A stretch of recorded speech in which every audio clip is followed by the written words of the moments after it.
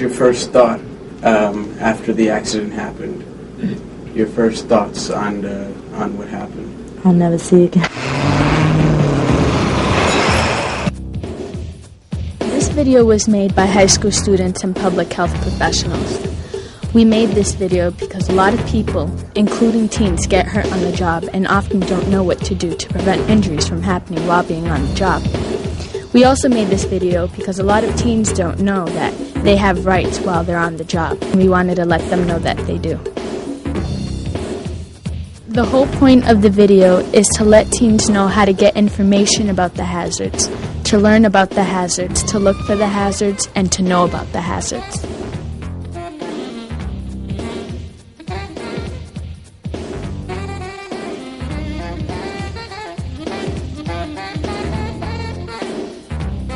To make this video, we interviewed a lot of teens about their experiences with hazards on the job.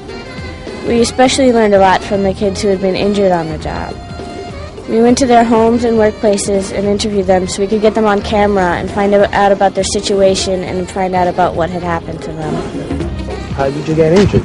I was pulling some freight off a truck, and I had slipped on the wet floor. So a piece of paper also made it a little bit slippery. Was there anybody around to help you? No, I was probably the only one there at the time. So did you scream for help, or you just got up and acted like nothing happened? Got up, acting like nothing happened. Oh, you were kind of embarrassed. They should have warned me that the chemicals were really strong, and if they touched your skin or anything, you could be burnt. I went to Lowell, Massachusetts to interview a teenage girl about her injury. She was working at a hospital as a dietary aide. They should have had the eyeglasses there available for me. She was cleaning some pans out in this extremely strong chemical that she didn't know about. When we got down to the emergency room, they figured out that there was a type of acid in it, and that had burned skin. And she had dropped the pans, and the water had splashed up in her face, and it burned her whole face, and she lost eyesight out of one eye for a couple of weeks. Sometimes I get mad at the supervisor for not telling me that it was dangerous, and for not telling me that it could hurt somebody, it could cause blindness. It said right on the box of it. I mean, we were lucky that Jamie's eyes weren't damaged. The 2 weeks that they were was horror for her, it really was. But you know, now it's not, and let's hope she can save somebody else's eyes.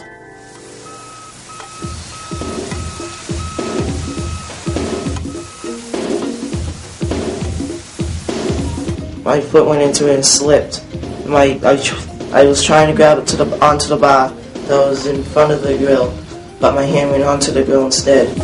We have a lot of heat, fire, hot water, boiling water, ovens. And I got burnt here, a second-degree burn.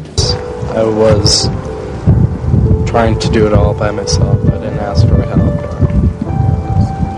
I just figured, hey, yeah, I can do it by myself. It's, not something I need to have help with. Sometimes I blame myself for not looking. I think a lot of teens, when they get injured on the job, they tend to think that it's their fault, that what they did was a result of their being careless or they're not paying attention enough. And usually that's not the case. Usually there's things that the employers can do to prevent injuries from happening. All of my associates have to feel that they are in a safe environment here, all right, and that responsibility is on me, all right? They've got to know that I'm not going to put them into a position where, they're going to be in danger.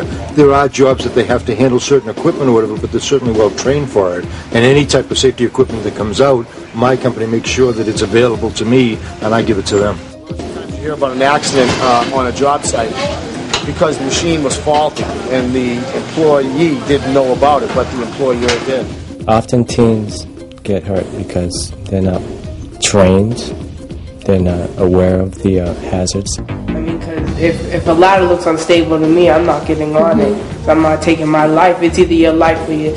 If it is your job on the line, I'd rather have my life. I can find another job or fight for the job I do have. So.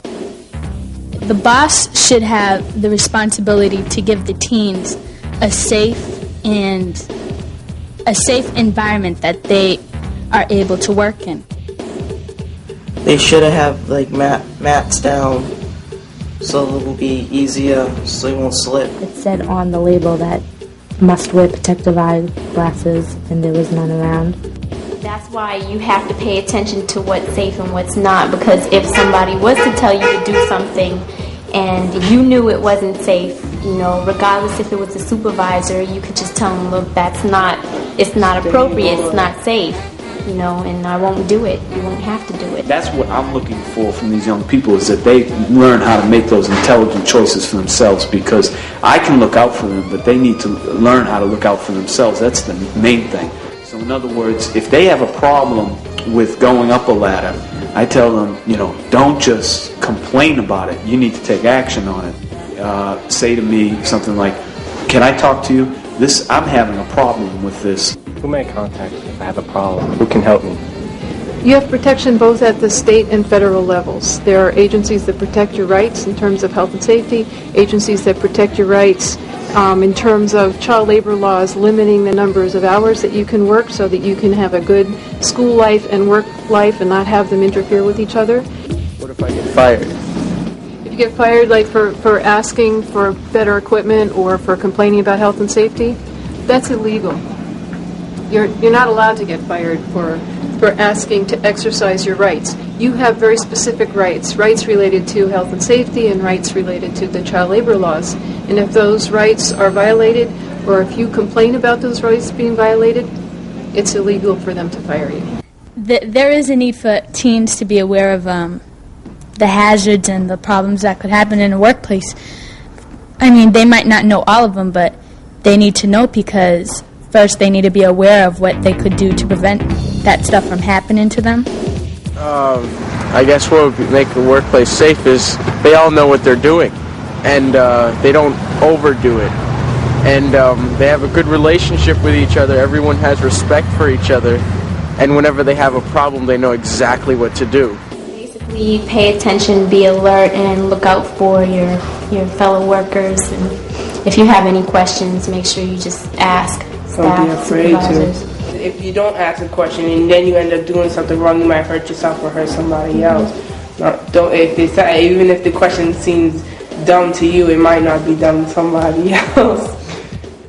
What would you tell other teens that, don't feel comfortable going up to their boss or approaching them with a problem? You should feel open. If you think something's wrong, you should tell them that it's wrong. And don't feel shy about anything, especially when there's something you can get hurt. Because it could lead to, if this wasn't as serious as some other people's injuries, I could have been blinded for life.